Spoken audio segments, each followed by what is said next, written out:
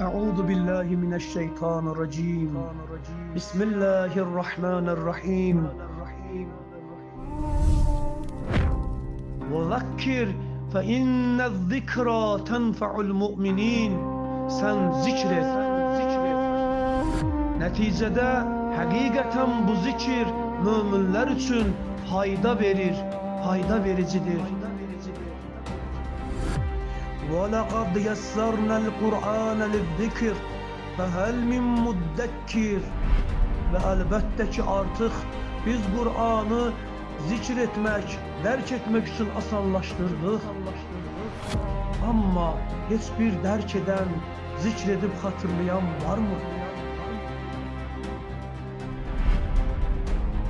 Sadakallahul aliyyul azim.